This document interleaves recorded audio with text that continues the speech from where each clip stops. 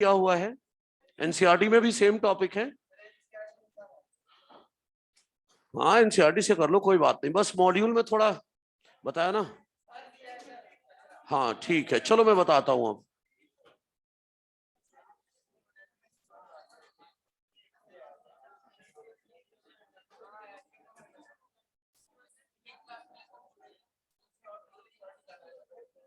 Okay, ध्यान से अब चैप्टर जो स्टार्ट करने जा रहे हैं बिल्कुल ध्यान से सुनेंगे। अब microbes in human welfare, minor test में बायोमोलिक्यूल्स नहीं आएगा, सही है ना, इसीलिए वो बायोमोलिक्यूल नहीं आएगा, ना शुरुआत का ना बाद का बायोमोलिक्यूल नहीं आएगा, बाकी सारे जो बताया गया है वो सारा सिलेबस में आएगा। ठीक है, राधे राधे। ओके चलिए आ जाइए। तो अब बिल्कुल अलर्ट होकर लापरवाही नहीं करेंगे और ध्यान से सुनेंगे, क्योंकि ये चैप्टर बाद में बहुत तकलीफ देता है, क्योंकि थ्योरी बहुत है इसमें, याद ही करना है, कहीं कहीं कॉन्सेप्ट है और कहीं पूरी तरह से याद ही करना है। तो अलर्ट होकर ध्यान से सुने सभी। देखिए जरा, देखिए माइक्रोब्स इन ह्यूमन वेलफेयर में सबसे पहले तो माइक्रोब्स में कौन कौन आता है? बैक्टीरिया, वायरस, फंगस, प्रोटोजोआ हो गए, विरोइड्स हो गए, प्रियॉन्स हो गए, और जो माइक्रोब्स होते हैं they are cosmopolitan in distribution. Cosmopolitan समझते हैं? Found everywhere, soil, air, water, हर जगह मिलेंगे। माइक्रोब्स का यूज अलग अलग पढ़ना है हमें, हाउस होल्ड प्रोडक्ट में, मतलब घर की चीजें बनाने में, इंडस्ट्रियल प्रोडक्ट्स बनाने में, तरह तरह की यूजेस। तो बिल्कुल अलर्ट होकर ध्यान से समझिएगा। माइक्रोब्स का यूज सबसे पहले हम पढ़ने जा रहे इन हाउस होल्ड प्रोडक्ट्स, मतलब ये चैप्टर का एक पार्ट है 15-20 मिनट का, वो रह जाएगा, बाकी सारा कुछ हो जाएगा। हाँ छोटा सा चैप्टर है, कोई बड़ा नहीं है। अब पेज गिन लो, एनसीईआरटी के गिन लो या मॉड्यूल के। अरे नहीं, स्लाइड में नहीं, एनसीईआरटी में है ना। इसमें से एनसीईआरटी में सीवेज ट्रीटमेंट प्लांट भी है, वो तो इकोलॉजी का पार्ट है, तो वो होना ही नहीं है, राइट। हाँ वो इकोलॉजी में पढ़ता है ना, बीओडी और वो सारा। हाँ तो मैं बता रहा हूं अब क्या क्या पढ़ा रहा हूं। अब अलर्ट रहना, ध्यान से सुनना। Microbes in house hold product, पहला है हाउस होल्ड प्रोडक्ट में कर्ड प्रोडक्शन। अब कर्ड प्रोडक्शन में जो बैक्टीरिया यूज होती है उसका नाम है लैक्टोबैसिलस।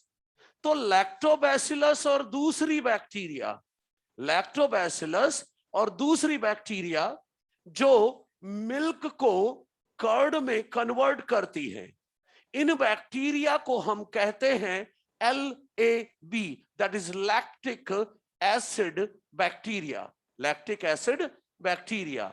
अनदर थिंग इज, जब कर्ड बनाना होता है तो फ्रेश मिल्क में हम थोड़ा सा कर्ड डालते हैं। तो ये जो कर्ड आप डाल रहे हो थोड़ा सा मिल्क में, इस कर्ड को, थोड़ा सा कर्ड जो डाल रहा हूं, इसे मैं कहूंगा स्टार्टर या इनोकुलम, स्टार्टर या इनोकुलम। ये थोड़ा सा दही जो आप डाल रहे हो, इसमें millions of lactic acid bacteria है। थोड़ा सा दही जो डाल रहे हो इसमें millions of lactic acid bacteria है। अच्छा, तो वो जो लैक्टिक एसिड बैक्टीरिया आपने डाल दिया मिल्क में, वो क्या करेंगी? मिल्क शुगर लैक्टोज को कन्वर्ट करेंगी लैक्टिक एसिड में। जो लैक्टिक एसिड बैक्टीरिया है वो मिल्क में जो लैक्टोज शुगर है उसे लैक्टिक एसिड में कन्वर्ट करेंगी। और ये लैक्टिक एसिड क्या करेगा? बैक्टीरिया का काम खत्म, लैक्टोज को लैक्टिक एसिड बना दिया। अब बैक्टीरिया का काम खत्म, अब एसिड का काम आ गया। अब ये एसिड क्या करेगा? जो मिल्क प्रोटीन है उसको कोगुलेट करा देगी, मतलब क्लॉट करा देगी, क्लॉटिंग करा देगी, या बोलो ना सीधा सीधा, मिल्क प्रोटीन का डीनेचुरेशन करा देगी, एंड पार्शियली डाइजेस्ट कर देंगे मिल्क प्रोटीन को, पार्शियली डाइजेस्ट करा देंगे मिल्क प्रोटीन को, पार्शियली डाइजेस्ट करा देंगे मिल्क प्रोटीन को, और कर्ड तैयार हो गया। प्लस एक चीज और हो जाती है, विटामिन B12 कंटेंट भी कर्ड में बढ़ जाता है। तो देखिए लैक्टिक एसिड बैक्टीरिया क्या करेगा, मिल्क शुगर में जो लैक्टोज है उसे लैक्टिक एसिड में बदलेगा, और जो लैक्टिक एसिड बना वो क्या करेगा, मिल्क प्रोटीन का डीनेचुरेशन और partially digestion of milk protein, तो क्या तैयार हो गया, कर्ड। और इसमें विटामिन B12 कंटेंट भी बढ़ जाता है। लैक्टिक एसिड बैक्टीरिया का एक काम और है, हमारे स्टमक में जो डिजीज कॉजिंग माइक्रोब्स हैं उनको भी ये मार देती है। हमारे स्टमक में जो डिजीज कॉजिंग माइक्रोब है उनको भी ये मार देती है। तो बेनिफिशियल यूज हुआ हमारे स्टमक में भी इनका। अच्छा, तो ये कर्ड की बात हुई। कर्ड के बाद दूसरा हाउस होल्ड प्रोडक्ट ले रहा हूं, चीज, जो कि one of the oldest food item है, one of the oldest food item है, जो माइक्रोब्स की मदद से बनाया जाता रहा है। और लगभग 400 वैरायटी के चीज होते हैं, 400 वैरायटी के।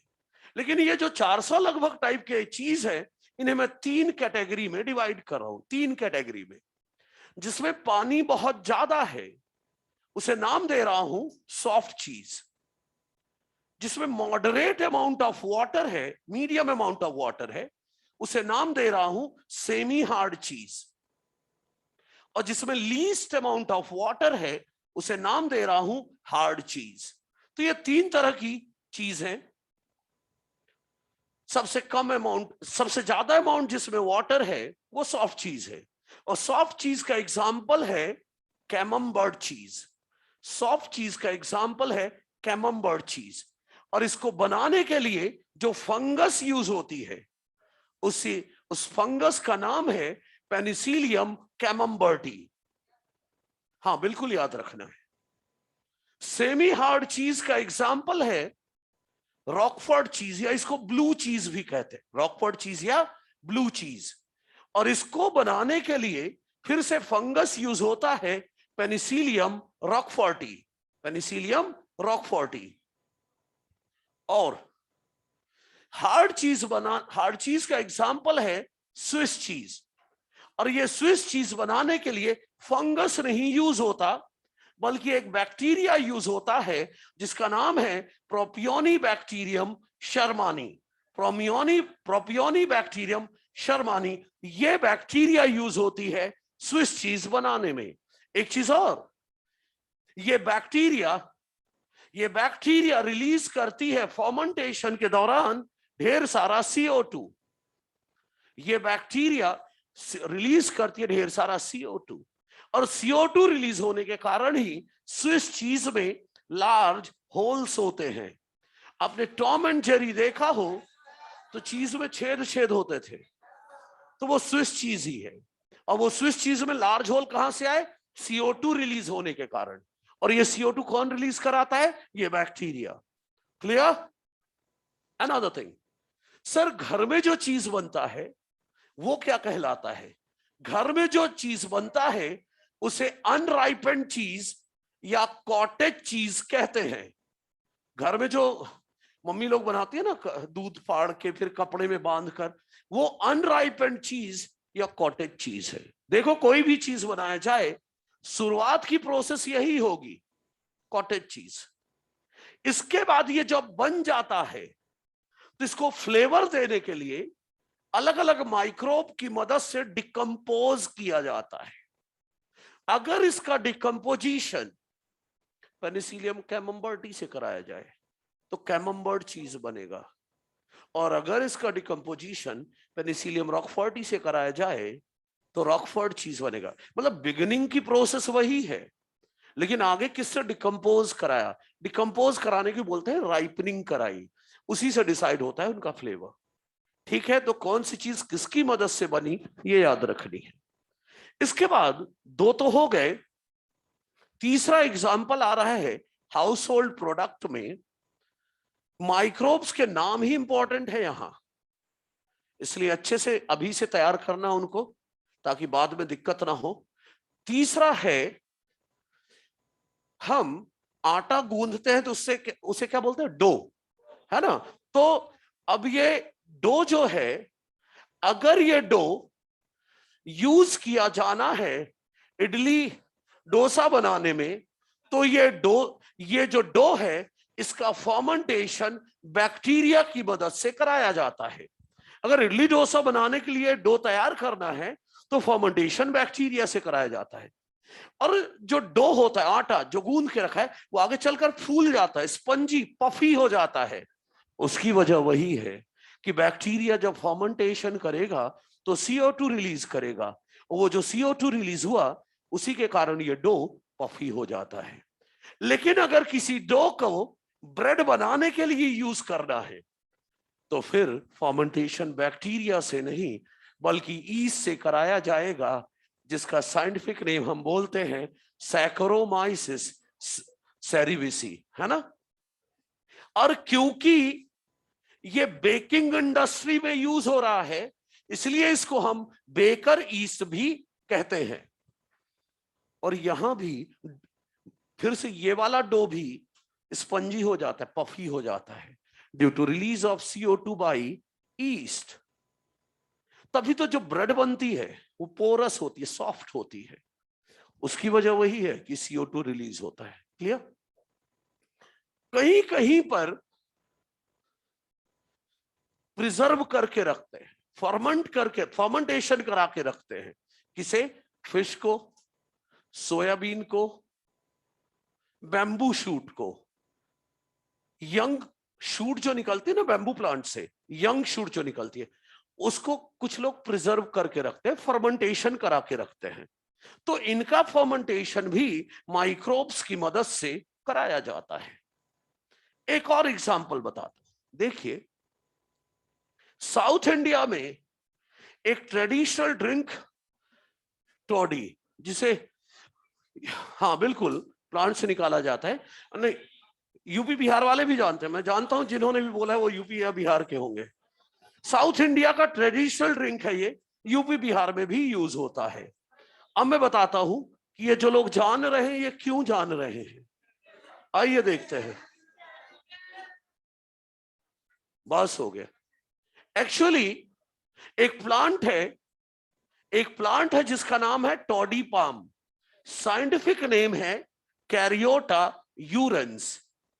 इस प्लांट का नाम ट्रांसपोर्ट इन प्लांट जब ट्रांसपोर्ट इन प्लांट पढ़ते हैं तो बोला जाता है रूट प्रेशर के कारण गटेशन और ब्लीडिंग होती है, ब्लीडिंग या एक्सुडेशन। तो वहां पढ़ाया जाता है कि सबसे ज्यादा ब्लीडिंग इस प्लांट में होती है, एक दिन में लगभग 50 लीटर 50 लीटर। तो करते क्या है, इस प्लांट में कट लगाते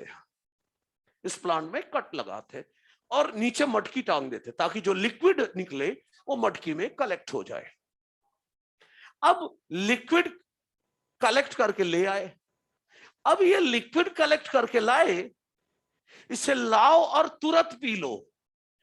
तो ये नारियल पानी की तरह रिफ्रेशिंग ड्रिंक है, अच्छा, दूसरी बात, इसे लाओ और इसे पका के गुड़ बनता है, जैगरी बनता है। 2 यूज हो गए।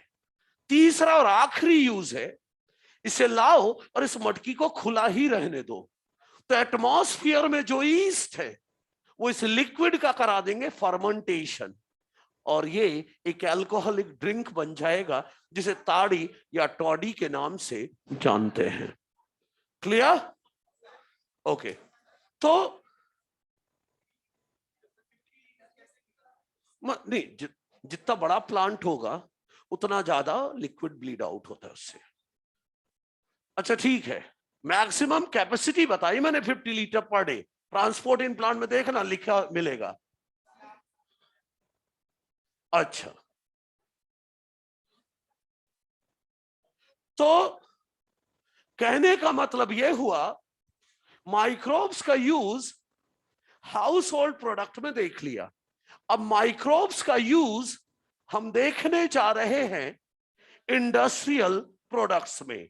इंडस्ट्रियल प्रोडक्ट्स में हम माइक्रोब्स का यूज देखने जा रहे हैं, और इसमें सबसे पहले हम अल्कोहलिक बिवरेजेस की बात करेंगे, जिसमें फिर से ईस्ट का यूज होना है। किसका यूज होना है? ईस्ट का। और वही ईस्ट कौन सी? Saccharomyces cerevisiae. देखो, malted cereal grains, malted cereal grains या फिर फ्रूट जूस का फर्मेंटेशन कराता है, फर्मेंटेशन कराता है सैकरोमाइसिस सेरेविसी। और जब फर्मेंटेशन कराता है तो अल्कोहल का प्रोडक्शन होता है। और सुनो, क्योंकि ये सैकरोमाइसिस सेरेविसी बेकिंग इंडस्ट्री में यूज होता है, इसलिए इसे बेकर्स यीस्ट कहते हैं। और पता है, अल्कोहल इंडस्ट्री को ब्रीविंग इंडस्ट्री कहते हैं। क्या? Briefing industry. इसीलिए सैकरोमाइसिस को, सेरेविसी को ब्रीवर्स यीस्ट भी कहते हैं, क्योंकि ब्रीविंग इंडस्ट्री में यूज हो रहा है। अच्छा, फ्रूट जूस का फर्मेंटेशन कराएगा यीस्ट, अल्कोहल बनेगा, वो तो पता है। सर, ये माल्टेड सीरियल्स क्या होते हैं? देखो, जो सीरियल ग्रेन्स होते हैं इनमें स्टोर्ड फूड स्टार्च होता है। अगर स्टार्च वाला सीरियल ग्रेन दोगे ना, यीस्ट अल्कोहल नहीं बना सकता। तो पहले हम सीड में जो स्टार्च है उसका डाइजेशन कराते हैं। और जब मैं आपको माल्टोज पढ़ा रहा था तो मैंने बोला था कि स्टार्च का जब डाइजेशन होता है तो इंटरमीडिएट प्रोडक्ट के फॉर्म में माल्टोज मिलता है। तो सीड को ऐसे ही नहीं डाल देंगे हम यीस्ट के पास, आगे सीड में जो स्टार्च है उसे हम माल्टोज में बदलवाएंगे, फिर यीस्ट को देंगे। माल्टोज क्या है? 2 मॉलिक्यूल ऑफ ग्लूकोज। माल्टोज क्या है? 2 मॉलिक्यूल ऑफ ग्लूकोज। तो यीस्ट डायरेक्ट स्टार्च से अल्कोहल नहीं बनाएगा, आगे हमें सीरियल ग्रेन में जो स्टार्च है उसे किस में कन्वर्ट कराना होगा? माल्टोज में, फिर यीस्ट को देना होगा। तो माल्टेड सीरियल का मतलब यही है, ऐसा सीरियल ग्रेन जिसमें स्टार्च को माल्टोज में बदला जा चुका है, फिर वो अल्कोहल बनाएगा। अच्छा, कौन सा अल्कोहल बनेगा ये 2 बातों पर डिपेंड करता है। कौन सा अल्कोहल बनेगा वो 2 बातों पर डिपेंड करता है। कौन कौन सा? एक, कि अल्कोहलिक ड्रिंक बनाने के लिए रॉ मटेरियल कौन सा यूज हुआ। दूसरा, प्रोसेसिंग कैसे की गई, मतलब बिना डिस्टिलेशन के बना है या डिस्टिलेशन से बना है, विदाउट डिस्टिलेशन बना है या बाय डिस्टिलेशन बना है। तो देखिए, दोनों को जस्टिफाई करता हूं मैं। जैसे बार्ली से बनता है बियर, ग्रेप से बनता है वाइन, राई से बनता है जिन, पोटैटो से बनता है वोडका। मतलब रॉ मटेरियल से डिसाइड होता है कौन सा अल्कोहलिक ड्रिंक बनेगा। दूसरा, प्रोसेसिंग। याद करो, पिछले साल रेस्पिरेशन जब पढ़ा था आपने, एनारोबिक रेस्पिरेशन, देखो ध्यान से, रॉ मटेरियल से ईस्ट क्या करा रहा है? रॉ मटेरियल में फर्मेंटेशन ईस्ट कराता है और बन जाता है अल्कोहल। लेकिन रेस्पिरेशन, जब एनारोबिक रेस्पिरेशन आपने पढ़ा था पिछले साल, तो आपने पढ़ा था ईस्ट जब अल्कोहल बनाते बनाते 13% अल्कोहल बना लेता है तो टॉक्सिक हो जाता है और ईस्ट की डेथ हो जाती है। एनसीईआरटी में ऐसी लाइन पढ़ी थी आपने, बताता हूं लाइन क्या थी। Yeast poison themselves to death, yeast poison themselves to death when concentration of alcohol reaches about 13%।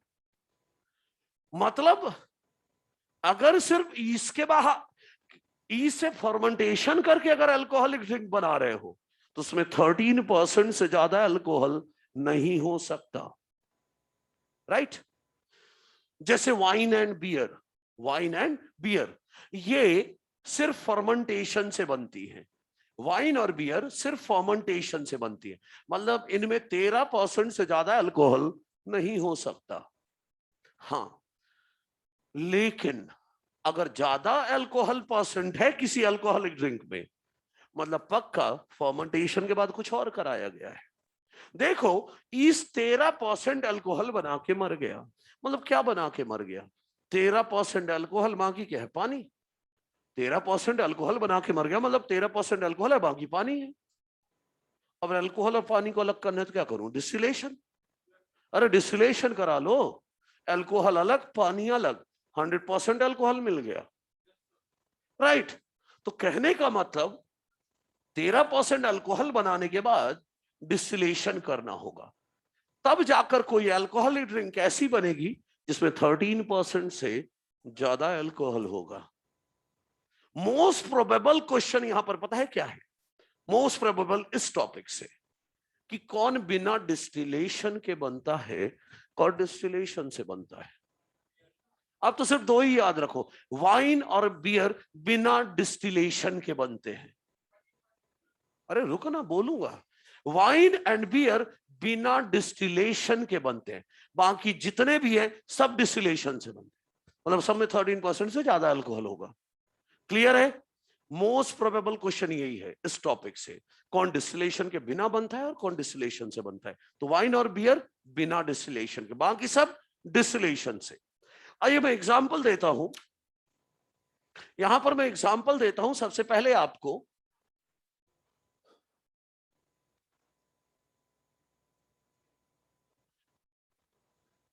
जो बियर का प्रोडक्शन है वो किया जाता है बार्ली माल्ट से, बार्ली माल्ट से, और इसमें अल्कोहल होता है 3 to 6%। कितना होता है? 3 to 6%। अगला, वाइन का प्रोडक्शन किया जाता है ग्रेप्स से, और इसमें अल्कोहल अप्रॉक्स 13% होता है। मॉड्यूल में वैसे 10 से 20% दिया है, लेकिन मैं अप्रॉक्स 13% ही बोलता हूं, क्योंकि बन तो बिना डिस्टिलेशन के ही रहा है और 13% से ज्यादा हो ही नहीं सकता। अच्छा, इसके बाद जिन बनाया जाता है यूरोपियन राई से, बोले तो सीकेल सीरियल से। इसमें अल्कोहल लगभग 40% होता है। ब्रांडी जो है वो बनाई जाती है डिस्टिलेशन ऑफ वाइन से, डिस्टिलेशन ऑफ वाइन से। इसमें 60 to 70% अल्कोहल होता है। रम में, रम बनाया जाता है मोलासिस से, मोलासिस से। इसमें भी अल्कोहल लगभग 40% होता। मोलासिस समझते हैं? जब शुगर केन से शुगर बनता है, शुगर केन से शुगर बन गया, शुगर बन चुका है, अब कुछ लेफ्ट आउट बचता है। एक्चुअली ब्राउन कलर का एक सिरप बचता है। शुगर केन से जब शुगर बना लेते हैं तो एक ब्राउन कलर का सिरप बचता है, उसी को मोलासिस कहते हैं। उससे बनता है रम, 40% अल्कोहल।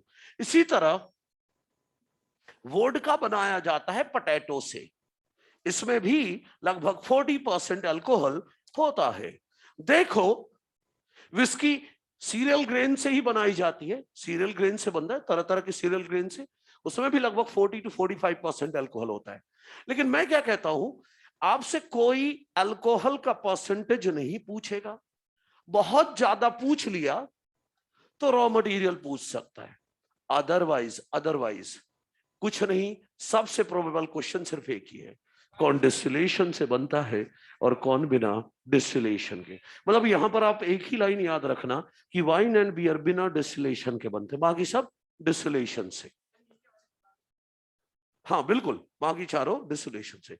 एक और बात, कुछ लोगों के दिमाग में यह बात भी आई होगी, सर एक तरफ तो अल्कोहलिक ड्रिंक बता रहे हैं और दूसरी तरफ चैप्टर का नाम है human welfare, microbes in human welfare. तो सर ये ह्यूमन वेलफेयर कहां है?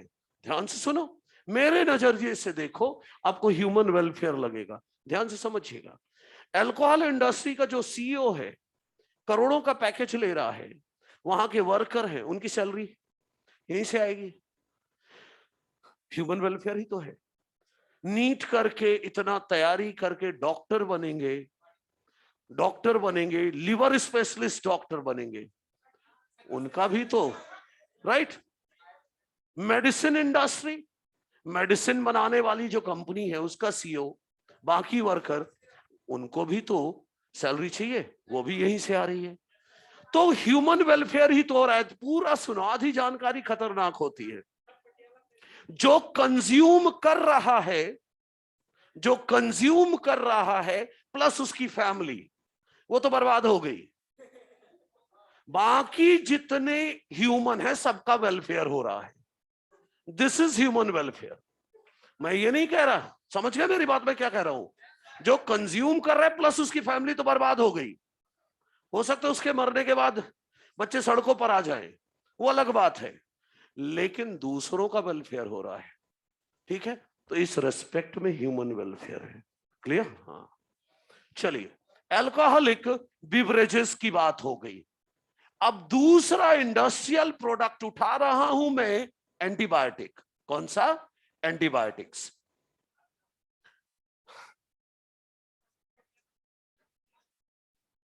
अब ध्यान देना इधर, जो चीज मैंने बताई बस उतना ही तेरे काम का है ना? अच्छा, ओके ओके, ठीक है।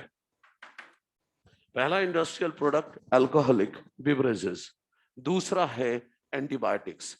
एनसीईआरटी कहती है वन ऑफ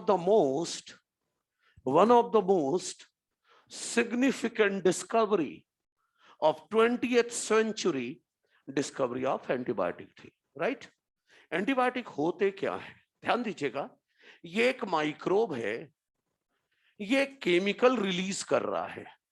ये एक माइक्रोब है, ये केमिकल रिलीज कर रहा है, और इस केमिकल के कारण दूसरे माइक्रोब, खुद नहीं, दूसरे माइक्रोब या तो मर जा रहे हैं, या इनकी ग्रोथ रिटार्डेड हो जा रही है, या तो इनको मार दिया जा रहा है, या इनकी ग्रोथ रोक दी जा रही है।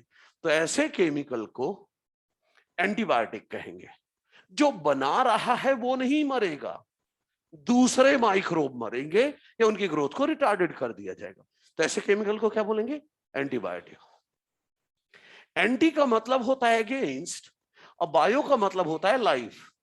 मतलब अगेंस्ट लाइफ नहीं, अगेंस्ट लाइफ ऑफ ह्यूमन नहीं, against life of disease causing microbe, against life of disease causing microbe, उनकी लाइफ को खत्म करेगा।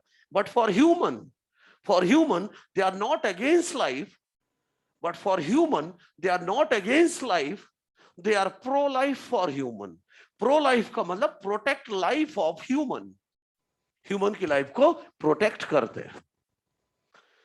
अलेक्जेंडर फ्लेमिंग ने पहला एंटीबायोटिक खोजा था जिसका नाम पेनिसिलिन रखा गया था।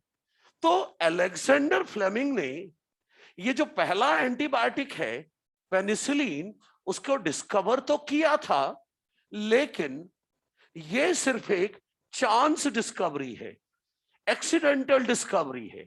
और एक्सीडेंटल डिस्कवरी को क्या कहते हैं? एक्सीडेंटल डिस्कवरी को बाय चांस कुछ डिस्कवर हो जाए, नहीं नहीं, हिंट देता हूं, एस से शुरू होता है, एस से शुरू होता है, सेरेंडिपिटी। एक्सीडेंटल डिस्कवरी को सेरेंडिपिटी कहते हैं। तो एक्चुअल में ये एक एक्सीडेंटल डिस्कवरी थी, सेरेंडिपिटी ये कहते हैं। बाई चांस अगर कोई चीज डिस्कवर होती है, मैं तो कहता हूं इन्होंने लापरवाही की थी, एक्चुअली प्रोटोकॉल फॉलो नहीं किया था। जैसे हमें जब कोई बैक्टीरिया ग्रो करनी होती थी तो एक प्रोटोकॉल होता था, ये उनको फॉलो नहीं किया था। सुनिएगा, ये ग्रो कर रहे थे स्टेफाइलोकोकस बैक्टीरिया, ये ग्रो कर रहे थे स्टेफाइलोकोकस बैक्टीरिया, ऐसे स्टेफाइलोकोकस बैक्टीरिया ग्रो कर रहे थे। अच्छा, प्रोटोकॉल ये होता है जिस काम के लिए आप इस बैक्टीरिया का कल्चर करा रहे हो, मल्टीप्लाई करा रहे हो, आपका काम जब खत्म हो जाए तो इस प्लेट को धो दो, इस प्लेट को धो और 120 डिग्री सेल्सियस पर रखो इसको, ताकि ये स्टेरलाइज हो जाए, कोई बैक्टीरिया ना बचे जिंदा इसमें। माइक्रोबियल कंटामिनेशन फ्री करने के लिए धोने के बाद 120 डिग्री सेल्सियस पर गर्म करते हैं प्लेट को। इन्होंने धोया भी नहीं, प्लेट को ऐसे ही छोड़ दिया, अनवॉश, लापरवाही में अनवॉश कल्चर प्लेट पड़ा रहने दिया। अच्छा, कुछ दिन बाद देखा कि अरे ये तो प्लेट धोने से रह गई थी, अच्छा पड़ी रह गई वो प्लेट।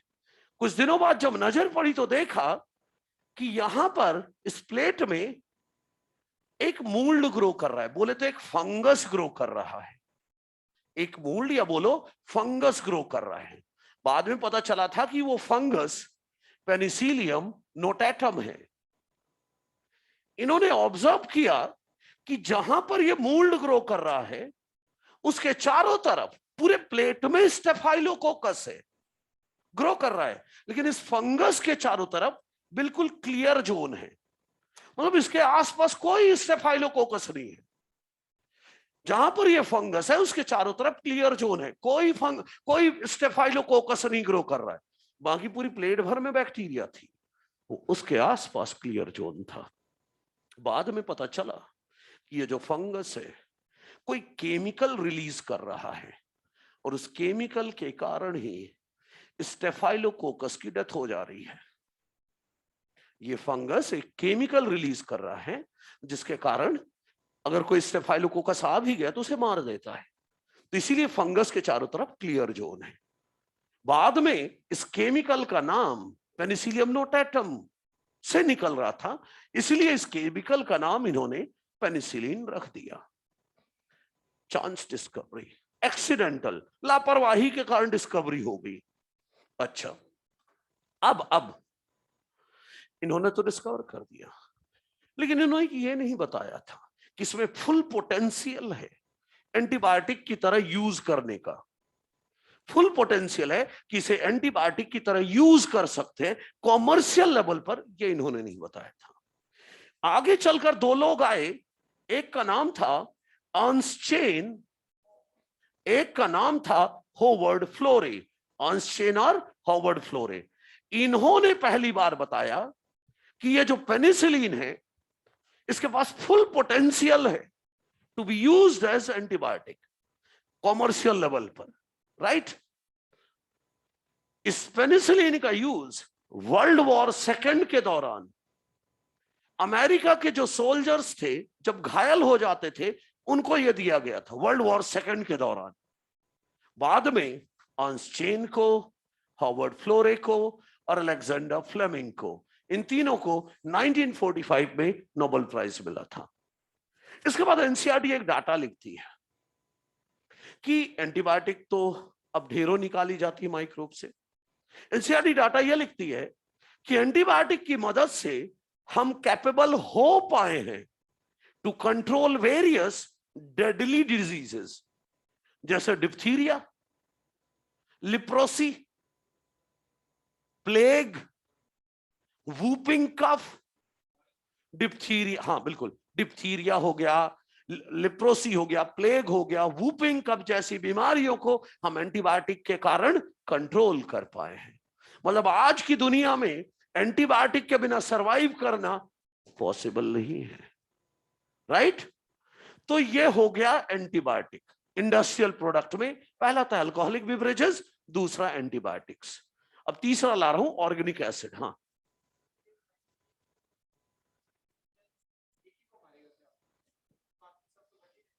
नहीं, कई तरह की बैक्टीरिया, अरे ये स्टेफाइलोकोकस को मारते हैं। अभी एंटीबायोटिक क्या डिटेल में पढ़ते हो आप लोग? Broad spectrum antibiotic, narrow spectrum नहीं पढ़ते ना। जब आगे चलकर एमबीबीएस में जाओगे तो सारी चीजें पढ़ाई जाएंगी। कुछ एंटीबायोटिक होती हैं जो एक ही दो तरह की बैक्टीरिया को मारती है, और कुछ ब्रॉड लेवल, कोई भी बैक्टीरिया ला दो सबको मार देंगे। तो कई तरह की होती है। ये ब्रॉड है ना, ब्रॉड है। अच्छा, वैसे भी याद है एंटीबायोटिक दो तरह की होती है, दूसरों को मारने की भी एंटीबायोटिक दो तरह की होती है। कुछ बैक्टीरिया की सेल वॉल को डैमेज कर देती हैं, जैसे पेनिसिलिन, ये दूसरे बैक्टीरिया की सेल वॉल को डैमेज करता है, बैक्टीरिया मर जाता है। और दूसरे कुछ ऐसे एंटीबायोटिक होते हैं जो दूसरी बैक्टीरिया का मेटाबॉलिज्म रोक देती है, तो बैक्टीरिया मर जाती है। तो ये सब चीजें आगे चलकर आप पैथोलॉजी लेवल पर पढ़ते हैं तब आती है ना। अच्छा, अभी फिलहाल एंटीबायोटिक के बाद ऑर्गेनिक एसिड। देखो मॉड्यूल में ऑर्गेनिक एसिड में आगे कुछ थ्योरी है, फिर टेबल है। थ्योरी और नहीं पढ़ना, सिर्फ टेबल याद करना है। एनसीईआरटी में भी नाम लिखे, याद रखना है। मेरे हैंडआउट में भी मैंने टेबल दी है। एसिड के नाम याद रखना है, कौन किससे निकाला जाता है। इस बार नीट में भी आ गया था, देखो ना क्या क्या लिखा है। एक तो दिया है सिट्रिक एसिड, जिसे निकाला जाता है एस्परजिलस नाइगर से। मिला? एस्परजिलस नाइगर नाम के फंगस से निकाला जाता है सिट्रिक एसिड। दूसरा देखो ना, दिया होगा एसिटिक एसिड या विनेगर। एसिटिक एसिड निकाला जाता है एक बैक्टीरिया से जिसका नाम है एसिटोबैक्टर एसिटी। एसिटोबैक्टर एसिटी से एसिटिक एसिड निकाला जाता है।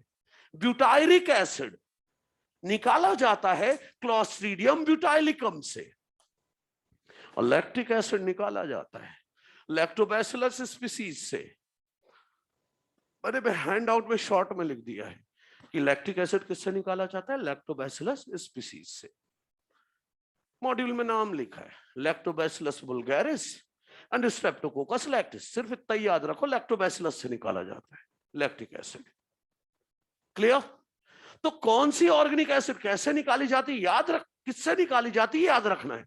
इस बार सिट्रिक एसिड आ गया था कि किससे निकाला जाता है, एस्परजिलस नाइगर से, तो याद रखना है ये। अच्छा, इसके बाद कुछ एंजाइम्स है, जैसे कि पहली एंजाइम है पेक्टिनेज एंड प्रोटीएज। तो पहले इस एंजाइम के बारे में बताता हूं। घर में जो फ्रूट जूस बनाया जाता है या मार्केट में अपन बनवा के पीते हैं, तो जो फ्रूट जूस होता है वो डल कलर का होता है, गंदा सा कलर होता है उसका, डल कलर होता है। जबकि रियल का फ्रूट जूस कभी ग्लास में डाल के देख, जो बॉटल में फ्रूट जूस आता है उनको वो बिल्कुल क्रिस्टल क्लियर होता है ना। तो वजह क्या है वो बता रहा हूं। घर में जो जूस बनाते हैं या जो मार्केट में अपन बनवा के पी रहे हैं, उस फ्रूट जूस में ढेर सारे फाइबर बिखरे होते हैं, प्रोटीन फाइबर और पेक्टिन फाइबर। फ्रूट जूस में क्या बिखरे होते हैं, पेक्टिन फाइबर, प्रोटीन फाइबर। उसी के कारण वो फ्रूट जूस डल कलर का दिखता है, राइट। तो लेकिन ये जो बॉटल्ड जूस होता है, ये बॉटल में जो पैक करते हैं, तो जूस बनाने के बाद ये लोग क्या करते हैं, पेक्टिनेज एंजाइम डाल देते हैं। तो जो भी पेक्टिन फाइबर होगा वो खत्म हो जाएगा। अब प्रोटीएज डाल देते हैं ताकि जो प्रोटीन फाइबर बिखरे हो फ्रूट जूस में वो भी डाइजेस्ट हो जाए। तो पेक्टिन फाइबर पेक्टिनेज ने और प्रोटीन फाइबर को प्रोटीएज ने डाइजेस्ट कर दिया, तो फाइबर तो बचा ही नहीं। इसीलिए बॉटल वाले फ्रूट जूस क्रिस्टल क्लियर दिखाई देते हैं। तो मतलब इन दोनों एंजाइम का यूज किया जाता है to clarify bottled fruit juice. Fruit juice जिसे बॉटल में पैक किया जाता है उसको साफ सुथरा करने के लिए यूज होते हैं। यूज याद रखना है। अगली एंजाइम है लाइपेज। इसका बड़ा प्यारा सा यूज है।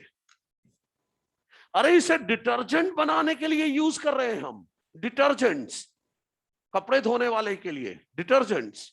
अरे कपड़ों में जो दाग लगते हैं मोस्टली ऑयली स्टेन्स ही तो होते हैं। मोस्टली स्टेन कैसे होते, दाग कैसे होते, ऑयली। और ऑयल इज व्हाट, लिपिड। तो सोचो डिटर्जेंट में अगर लाइपेज एंजाइम डाल दिया जाए तो अब कपड़ा डुबो, डिटर्जेंट में क्या है, लाइपेज, और ऑयल क्या है, लिपिड ही तो है। कपड़ा डुबोगे लाइपेज तुरंत एक्शन में आएगा और ऑयली स्टेन को डिग्रेड कर देगा, तो तुरंत निकालो, कपड़ा साफ हो गया। मतलब अभी तो ऐड में तो ये फालतू दिखा रहे हैं कि कपड़ा डुबोया और बाहर निकाला साफ हो गया, लेकिन आगे चलकर ये ट्रू होगा। ये जब लाइपेज डालेंगे तो ऐसा सच में होगा कि कपड़ा थोड़ी डुबो के रखो, लाइपेज ने ऑयली स्टेन्स को खत्म कर दिया, अब निकालो साफ हो गया। समझ गए मेरी बात? तो डिटर्जेंट्स बनाने के काम आ रहा है। तीसरा स्ट्रेप्टोकाइनेज एंजाइम। स्ट्रेप्टोकाइनेज एंजाइम, अब ये तीन और फिर दो और आएंगे, वेरी वेरी वेरी इंपॉर्टेंट है। तीसरा नंबर और दो अभी और है, बहुत इंपॉर्टेंट है। मतलब ये जो तीन अब आ रहे हैं इनमें ये याद रखना है किस माइक्रोब से निकाला जाता है और इनका यूज क्या है, दोनों याद रखना, यूज और कहां से निकाला गया। आइए देखते हैं। स्ट्रेप्टोकाइनेज एंजाइम का दूसरा नाम है tissue plasminogen activator. Tissue plasminogen activator, short में इसे टीपीए कहते हैं, टिश्यू प्लाज्मिनोजन एक्टिवेटर। इसे निकाला जाता है स्ट्रेप्टोकोकस बैक्टीरिया से। किससे? स्ट्रेप्टोकोकस बैक्टीरिया से। दूसरी बात, अरे कभी कभी हमारे ब्लड वेसल के अंदर ब्लड क्लॉट बन जाता है। ब्लड क्लॉट बन जाता है ब्लड वेसल के अंदर। और अगर ब्लड वेसल के अंदर क्लॉट बन गया, ब्लड क्लॉट ब्लड वेसल के अंदर, तो ब्लड सप्लाई ब्लॉक हो जाएगी, जिसके कारण मियोकार्डियल इन्फार्क्शन या हार्ट अटैक जैसी चीजें हो सकती हैं। तो इसको रोकने के लिए स्ट्रेप्टोकाइनेज का इंजेक्शन दिया जाता है। ये एंजाइम क्या करता है? ब्लड क्लॉट को डिसॉल्व कर देता है। तो ब्लड क्लॉट को खत्म करने के काम आएगा। ब्लड वेसल में अगर क्लॉट बन गया है तो इसका इंजेक्शन दिया जाएगा, ये ब्लड क्लॉट को डिसॉल्व कर देगा। इसीलिए इसको हम क्लॉट बस्टर कहते हैं। ब्लड वेसल में जो क्लॉट बन गए उनको खत्म करने का काम आता है। यूज भी हो गया और कहां से निकला ये हो गया। अच्छा, इसके बाद हमारे मॉड्यूल में या एनसीईआरटी में कुछ बायो एक्टिव मॉलिक्यूल्स दिए हैं। अरे कुछ नहीं, सुनो तो। बायो मतलब बायोलॉजिकल एक्टिविटी। बायोलॉजिकल एक्टिविटी वाले मॉलिक्यूल मतलब ऐसे मॉलिक्यूल जो निकाले तो कहीं और से जाते हैं लेकिन हमारे काम आते हैं। जैसे कि एक है साइक्लोस्पोरिन ए। इसका काम तो आप सब जानते हैं, इम्यूनोसप्रेसिव एजेंट के फॉर्म में यूज किया जाता है। इम्यूनोसप्रेसिव एजेंट के फॉर्म में यूज किया जाता है। अरे ऑर्गन ट्रांसप्लांट किया जाता है तो इम्यून सिस्टम को सप्रेस करने के लिए दिया जाता है। और ये निकाला जाता है एक फंगस से जिसका नाम है ट्राइकोडर्मा पॉलिस्पोरम। याद रखना है, सोर्स प्लस क्या यूज है, ट्राइकोडर्मा पॉलिस्पोरम से। एक और बायोएक्टिव मॉलिक्यूल है स्टैटिन्स। इसका यूज ये है, ये यूज किया जाता है for lowering of blood cholesterol level. Blood cholesterol level को कम करने के लिए यूज होता है। और ये निकाला जाता है फिर से एक फंगस से, जैसे ईस्ट। ईस्ट भी तो फंगस ही है। कौन से ईस्ट से? मोनास्कस परप्यूरियस से। मोनास्कस परप्यूरियस नाम के ईस्ट से निकाला जाता है। ठीक। और ये ब्लड कोलेस्ट्रॉल लेवल कम कैसे करता है? तो एनसीईआरटी सिर्फ हिंट देती है, बाय कॉम्पिटिटिव इनहिबिशन। जब आप एंजाइम पढ़े थे पिछले साल तो कॉम्पिटिटिव इनहिबिशन पढ़ा था। तो एनसीईआरटी ने तो सिर्फ हिंट दे दिया। मैं थोड़ा आइडिया दे देता हूं आपको, थोड़ा सा देखिएगा। देखो, एसिटाइल कोएंजाइम ए से बनता है मेवालोनेट। क्या बनता है? मेवालोनेट। और मेवालोनेट से बनता है कोलेस्ट्रॉल। ये पाथवे है। और पता है एसिटाइल कोएंजाइम से मेवालोनेट बनाने का काम करता है HMG कोएंजाइम रिडक्टेज एंजाइम। ये काम करता है। पूरा नाम आपको नहीं चाहिए एंजाइम का, पूरा नाम है beta hydroxy methyl glutaryl coenzyme reductase. Beta hydroxy methyl glutaryl coenzyme reductase नहीं चाहिए। अब आप ये देखो, इस एंजाइम का सबस्ट्रेट ये है। ध्यान से, इस एंजाइम का सबस्ट्रेट ये है। अगर सबस्ट्रेट जुड़ा तो रिएक्शन होगा, मेवालोनेट बनेगा और कोलेस्ट्रॉल बन जाएगा। इस एंजाइम का कॉम्पिटिटिव इनहिबिटर है स्टैटिन। स्टैटिन कौन है? इसका कॉम्पिटिटिव इनहिबिटर है। कॉम्पिटिटिव इनहिबिटर है स्टैटिन। और कॉम्पिटिटिव इनहिबिटर जब आपने पढ़ा था तो बात हुई थी। देखो, एंजाइम से दो में से एक जुड़ेगा, या तो सबस्ट्रेट जुड़ेगा तो रिएक्शन होगा, मेवालोनेट बनेगा, कोलेस्ट्रॉल बनेगा। लेकिन अगर इनहिबिटर ज्यादा हो जाए बॉडी में, इनहिबिटर अगर ज्यादा हो गया बॉडी में, तो किसके जुड़ने के चांस ज्यादा होंगे? सबस्ट्रेट या इनहिबिटर के? इनहिबिटर के। और अगर इनहिबिटर जुड़ गया तो सबस्ट्रेट जुड़ ही नहीं पाएगा। तो इनहिबिटर अगर जुड़ गया तो फिर तो रिएक्शन ही नहीं होगा, कोई प्रोडक्ट नहीं बनेगा। तो कोलेस्ट्रॉल लेवल कम हो गया या नहीं? भाई दो में से एक जुड़ सकता है। मैंने कॉम्पिटिटिव इनहिबिटर दे दिया बॉडी में ज्यादा, तो बॉडी में क्या ज्यादा हो गया? स्टैटिन। अब बॉडी में स्टैटिन ज्यादा है तो इसी के जुड़ने की प्रोबेबिलिटी ज्यादा है, तो ये जाके जुड़ गया एंजाइम से स्टैटिन, और जब जुड़ गया तो एस्टाइल कोएंजाइम में नहीं जुड़ पाएगा, रिएक्शन नहीं होगा, मेवालोनेट नहीं बनेगा, कोलेस्ट्रॉल नहीं बनेगा, तो ब्लड कोलेस्ट्रॉल लेवल कम हो गया या नहीं? एनसीईआरटी ने सिर्फ इशारों में कह दिया है कि स्टैटिन कॉम्पिटिटिव इनहिबिशन से कोलेस्ट्रॉल लेवल कम करती। कैसे कम करती है मैंने लिख दिया है, हैंड आउट में भी लिख दिया है मैंने, ये हाथों से लिख दिया था वहां पर, ताकि कभी किसी को जानना हो तो जान सकता है। हो गया? अच्छा, तो ये हो गए भाई ये तीन, number 3 and 1 and 2, very very important. Source भी याद रखना है, यूज भी याद रखना है, ज्यादा प्रोबेबल क्वेश्चन इसी से होते हैं, ठीक है?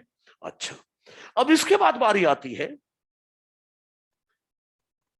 आपकी एनसीईआरटी में, तो टॉपिक वो है, क्या कहते हैं, सीवेज ट्रीटमेंट प्लांट। वो तो इकोलॉजी का पार्ट है, आप पढ़ भी चुके हैं, कोई बात नहीं, जब इकोलॉजी अगले साल जो पढ़ेगा तो फिर मिल जाएगा, अभी फिलहाल के लिए तो हो ही चुका है। अब हाँ हाँ, क्या तू भी तो, क्या ज्यादा ही तो है वो, तो बॉडी में टैबलेट ले रहे हो ना, अब क्यों सोचते हो कि आप छोटी सी गोली खाते हो? अब गलत नजरिए से देखते हो, आप सोचते हो मैं छोटी सी गोली खा रहा हूं, इतनी बड़ी गोली, गोली नहीं गोला है वो, सेल के कंपैरिजन में, आपके कंपैरिजन में छोटी है इसलिए गोली बोल रहे हो, लेकिन सेल तो आंखों से दिख ही नहीं रही है, उसके लिए खा रहे हो, तो वो तो फिर सेल के लिए तो गोला ही हुआ ना, फिर तो बहुत ज्यादा खुद ही खा रहे हो। ओके ओके, इसके बाद अब हम जो पढ़ने जा रहे हैं वो है microbes as bio control agent. देखो, मैं मॉड्यूल का सीक्वेंस फॉलो कर रहा हूं। एनसीईआरटी में सीवेज ट्रीटमेंट प्लांट दिया है जो कि हमें पढ़ना नहीं है, इसके बाद एनसीईआरटी में दिया है बायोगैस प्रोडक्शन, लेकिन बायोगैस प्रोडक्शन मॉड्यूल में बाद में दिया है, तो कोई बात नहीं, बाद में करते हैं। आगे हम पढ़ने जा रहे हैं microbes as bio control agent, बाद में बायोगैस देखेंगे, आगे ये सारा हिसाब किताब छोटे छोटे खत्म कर ले, क्योंकि बायोगैस समझने का है। इसलिए अगला पार्ट हैंडआउट में भी और मॉड्यूल में भी अगली हेडिंग है microbes as bio control agent. ये बायो कंट्रोल एजेंट का क्या मतलब है? देखो, याद तो वैसे एग्जाम्पल ही रखने हैं, लेकिन एनसीईआरटी ने शुरुआत में एक पैराग्राफ ऐसा दे दिया बड़ा सा, फिलॉसफी टाइप का कुछ लिख दिया है, पता नहीं क्या लिखा है, तो उसको आगे समझ लो। और उसको समझने के पहले मैं चाहता हूं ये पेज 186 में, पेज 186 बॉटम में या मॉड्यूल में ही ले लो कहीं पर, 186 में microbes as bio control agent, देखना वहां पर नीचे कहीं एक लाइन लिखी होगी, biodiversity furthers health. Biodiversity furthers health, furthers का मतलब है इंप्रूव, बायोडाइवर्सिटी, अरे लिखा है ना, मिला अब लाइन भी इनको, एनसीईआरटी में page 186 last paragraph, biodiversity furthers health, furthers का मतलब इंप्रूव लिख लो, इंप्रूव्स, मॉड्यूल में नहीं मिला। थर्ड पैराग्राफ, वो जो बीच में सबसे बड़ा पैराग्राफ है, उसकी दूसरी लाइन देखो, दूसरी लाइन या तीसरी में होगा कहीं, दूसरी में है ना, दूसरी लाइन, तीसरी में, दूसरी में है भाई, बायोडाइवर्सिटी फर्दर्स हेल्थ, मिला फर्दर्स, फर्दर्स का मतलब लिख लो इंप्रूव्स, ठीक। मॉड्यूल में उसी पैराग्राफ में 7वीं लाइन, मॉड्यूल जो लेकर बैठे हैं उसी पैराग्राफ में 7वीं लाइन, में एक वर्ड होगा मारियड्स, इसका मतलब लिख दो लार्ज नंबर ऑफ। और जो एनसीईआरटी लेकर बैठे हैं, पेज 187 में थर्ड लाइन का पहला वर्ड होगा। एनसीईआरटी में 187 में थर्ड लाइन का पहला वर्ड है मारियड्स। मारियड्स ऑफ ऑर्गेनिज्म लिखा है, तो मारियड्स का मतलब लार्ज नंबर ऑफ। मीनिंग इसलिए लिखा दे रहा हूं ताकि जब बोलना शुरू करूं तो रुकना ना पड़े मुझे। हो गया? अच्छा, तो ये थोड़ा फिलॉसफी टाइप की बातें करने जा रहा हूं, लेकिन इंपॉर्टेंट है इसलिए बता रहा हूं, नहीं तो बताते ही नहीं है ये सब। अच्छा सुनिए, माइक्रोब्स का use as bio control agent. इसमें पता ही क्या करेंगे हम? इसमें हम यूज करेंगे बायोलॉजिकल मेथड। इसमें हम यूज करेंगे बायोलॉजिकल मेथड्स। किस लिए? To control insect pest and pathogens.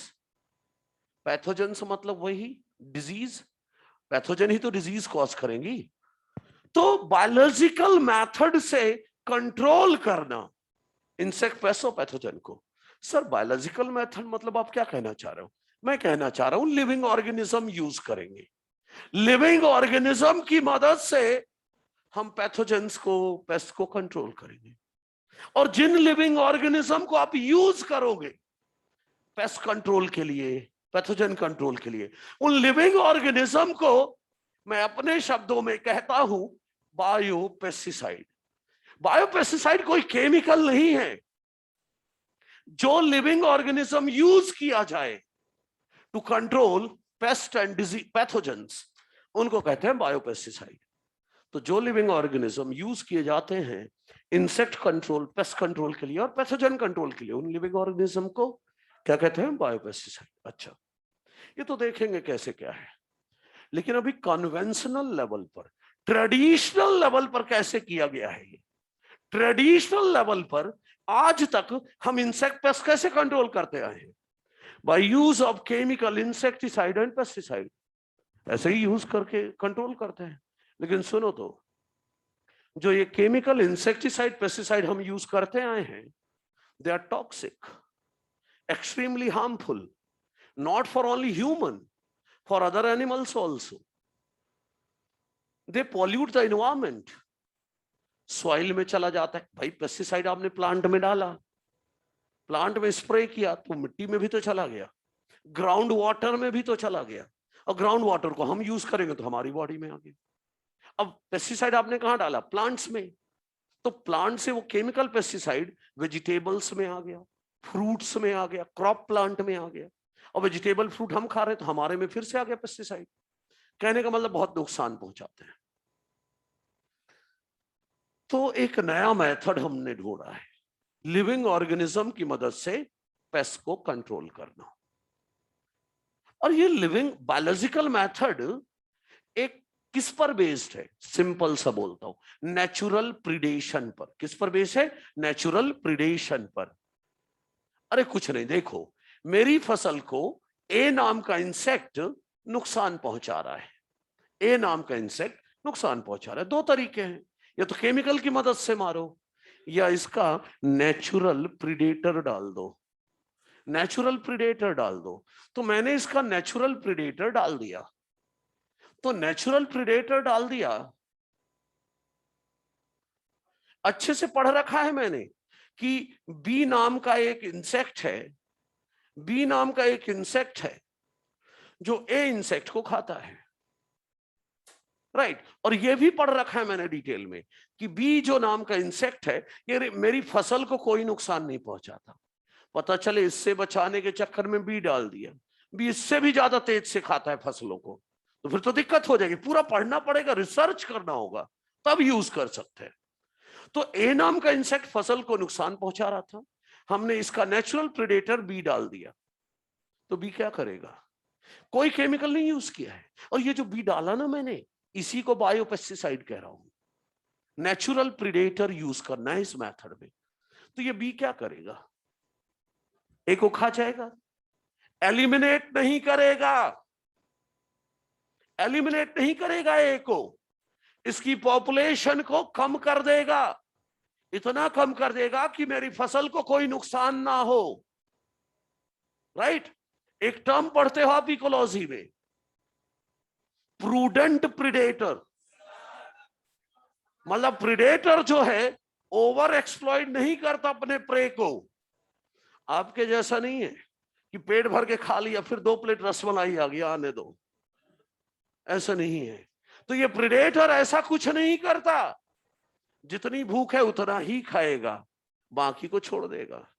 तो मेरा कहने का मतलब है नेचुरल प्रिडेटर डालने का फायदा यह है कि ये इसको एलिमिनेट नहीं करेगा, इसकी पॉपुलेशन को इतना कम कर देगा कि मेरी फसल को कोई नुकसान ना पहुंचे। सर इससे क्या फायदा हुआ? इससे फायदा यह हुआ कि उस खेत में जितने टाइप के ऑर्गेनिज्म पहले थे उतने अभी भी बने हुए हैं, डाइवर्सिटी मेंटेन्ड है। पहले उस खेत में 50 तरह के ऑर्गेनिज्म थे, अभी भी 50 तरह के ही हैं, कोई खत्म नहीं हुआ है। समझ रहे हैं मेरी बात? तो बायोडाइवर्सिटी मेंटेन्ड रही। ऐसा क्यों कर रहे हैं? क्योंकि ऑर्गेनिक फार्मर्स का मानना है biodiversity improves health of ecosystem. Ecosystem की हेल्थ कौन इंप्रूव करता है? बायोडाइवर्सिटी। किसी लैंडस्केप में, किसी लैंड एरिया में जितनी ज्यादा डाइवर्सिटी होगी, जितने ज्यादा टाइप के ऑर्गेनिज्म होंगे, वो इकोसिस्टम उतना ज्यादा सस्टेनेबल होगा, स्टेबल होगा, उतना ज्यादा हेल्दी होगा। समझ रहे हैं? तो डाइवर्सिटी भी कम नहीं हुई, तो हेल्थ ऑफ इकोसिस्टम मेंटेन रहा। क्लियर है? अच्छा, जबकि कन्वेंशनल मेथड जो है, ट्रेडिशनल मेथड जो है, केमिकल इंसेक्टिसाइड पेस्टिसाइड यूज करना। अरे इधर देख ले, डिजिटल इंडिया, इधर उसको हटा लेना ब्लूटूथ को, ये इधर, हाँ इनको हटा। क्या सुन रहा है वहां? भजन है? डॉक्टर बनना है नहीं बनना है? मैं कुछ और बोलूं, अब ना बोलना पड़े मुझे। अपने आप में शर्म आनी चाहिए कि मैं क्या कर रहा हूं, मैं यहां क्यों हूं। अच्छा आगे देखो, जो कन्वेंशनल मेथड है खेती का, कन्वेंशनल मेथड जो है उसमें अभी तक क्या करते आए हम केमिकल इंसेक्टिसाइड डाल देते हैं। और एनसीईआरटी साहब बोलती है जो केमिकल इंसेक्टिसाइड होते हैं दे इनडिस्क्रिमिनेटली, बिना किसी भेदभाव के, खेत में जितने इंसेक्ट है सबको मार देंगे। इंसेक्टिसाइड पेस्टिसाइड जो डालोगे वो एक तरफ से सारे इंसेक्ट को मारेंगे बिना भेदभाव के, चाहे यूजफुल इंसेक्ट हो या हार्मफुल इंसेक्ट हो, सभी को मारेगा। मतलब ऐसा कुछ देखो ना, जैसे कि ए इंसेक्ट जो है नुकसान कौन पहुंचा रहा था? ए खाता था बी को, बी खाता था सी को, सी खाता था डी को, डी खाता था ई को। और सी इंसेक्ट जो है क्रॉप का पॉलिनेटर है। क्या है? क्रॉप का पॉलिनेटर है, बेनिफिशियल है वो। आपने इंसेक्टिसाइड डाला, वो तो बिना भेदभाव के ये नहीं देखेगा कि तू नुकसान पहुंचाता है या फायदा पहुंचाता है, एक तरफ से सबको खत्म कर देगा। तो पॉलिनेशन ही नहीं होगा, और पॉलिनेशन ही नहीं होगा फिर तो सीडी नहीं लगेंगे, सीडी नहीं लगेंगे फिर तो फसल उगाने कोई फायदा नहीं। आपने बोला नहीं सर मैं पूरा रिसर्च करके लाया हूं ऐसा केमिकल जो सिर्फ ए को खत्म करेगा। ठीक है, ए खत्म हो गया, बाकी सब मर जाएंगे क्योंकि फूड चेन गड़बड़ हो गई। अरे अब बी क्या खाएगा? बी को खाने को नहीं मिलेगा, बी मरेगा, सी भी मरे, अरे पॉलिनेटर फिर भी मरा। मतलब यूजफुल के साथ बेनिफिट, हार्मफुल के साथ यूजफुल वाला भी मर रहा है इंसेक्ट। राइट? अच्छा, इसीलिए एनसीईआरटी कहती है हम होलिस्टिक अप्रोच अपनाते हैं। होलिस्टिक अप्रोच, होलिस्टिक अप्रोच मतलब पवित्र अप्रोच, कभी धार्मिक वर्ड भी यूज कर लेती है इनसे। होलिस्टिक पवित्र अप्रोच अपनाते हैं। क्या पवित्र अप्रोच है? कि जो बेगुनाह है उसे क्यों नुकसान पहुंचा रहे हो, जो गुनहगार है उसे खत्म करो ना। ये बेगुनाहों को क्यों मार रहे हो? तो होलिस्टिक अप्रोच अपनाते हैं। भाई जो नुकसान पहुंचा रहा है उसकी पॉपुलेशन को हमने कम करवा दिया प्रीडेटर डाल के, ताकि डाइवर्सिटी मेंटेन रह गई। एनसीईआरटी ये भी कहती है पेस्ट को इरेडिकेट करना, जरूर आप बोल देते हो कि हम खत्म कर देंगे, लेकिन पेस्ट को इरेडिकेट करना पॉसिबल नहीं है। पेस्टिसाइड डाल के भी नहीं खत्म कर सकते। क्यों? नेचुरल प्रीडेटर डालने से ये है कि वो रोज पेस्ट खाता रहेगा। आप इंसेक्टिसाइड एक दिन छिड़कने जाओगे ना, आपने आज छिड़का, आपके खेत में जितने पेस्ट थे सब मर गए। आप पेस्टिसाइड कहां छिड़क के आए हो? अपने खेत में या पड़ोसी के खेत में? अपने खेत में। पड़ोसी के खेत में भी तो थे वो इंसेक्ट, रात में चले आए यहां। पड़ोसी के में डालोगे मर्डर हो जाएगा, उसके खेत में जाओगे तो। समझ रहे हो मेरी बात? तो केमिकल पेस्टिसाइड यूज करके आप पेस्ट को अपनी तरफ से सोच रहे मैंने खत्म कर लिया, लेकिन इरेडिकेट नहीं कर सकते आप। प्लस इरेडिकेट करना अनडिजायरेबल है, जरूरत भी नहीं उसको खत्म करने की, क्योंकि डाइवर्सिटी कम हो जाएगी। तो सबसे अच्छा यही तरीका है, डाइवर्सिटी मेंटेन रहती है, बस जो नुकसान पहुंचा रहा था उसकी पॉपुलेशन कम कर दी। अच्छा, कहना तो आसान है, लेकिन ये करने के लिए सबसे पहले आपको रिसर्च करना होगा, आपको कुछ नॉलेज इकट्ठी करनी होगी। कैसी कैसी नॉलेज? पहला कि उस लैंड एरिया में कितने टाइप के ऑर्गेनिज्म पाए जाते हैं, कितने तरह के लाइफ फॉर्म पाए जाते हैं, फ्लोरा फोना, कितने तरह के प्लांट एनिमल इंसेक्ट सब पाए जाते हैं, वो पता करना होगा। प्लस ये भी पता करना होगा वहां पर कौन प्रे है, कौन प्रीडेटर है, कौन पेस्ट है। और क्या पता करना होगा?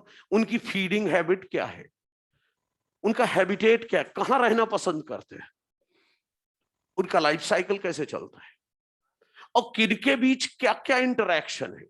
क्योंकि किसी भी लैंड एरिया में देयर आर माइरियड्स ऑफ ऑर्गेनिज्म, और उनके बीच होता है वेब ऑफ इंटरेक्शन। किसी भी लैंड एरिया में ढेर सारे टाइप के ऑर्गेनिज्म हैं और उनके बीच में वेब ऑफ इंटरेक्शन होता है, इंटरकनेक्टेड होते हैं सब। जब सारा कुछ जान लोगे तब ऐसा मेथड यूज कर सकते हो। क्लियर है? ये तो फिलॉसफी की बात हो गई। बेसिकली क्वेश्चन मोस्टली आता है एग्जाम्पल से, कि कौन से पेस्ट को कंट्रोल करने के लिए कौन सा ऑर्गेनिज्म यूज किया जाता है। तो एग्जाम्पल्स देने जा रहा हूं। पहला एग्जाम्पल देखिए, एक पहला पेस्ट है बटरफ्लाई का कैटरपिलर लार्वा। बटरफ्लाई का कैटरपिलर लार्वा। तो ये जो बटरफ्लाई का कैटरपिलर लार्वा है,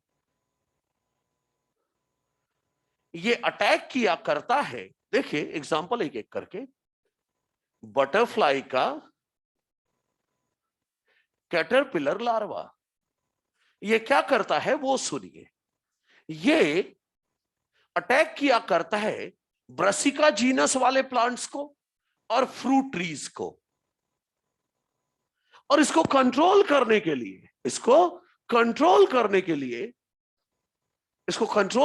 लिए हम यूज करते हैं बैसिलस thuringiensis बैक्टीरिया।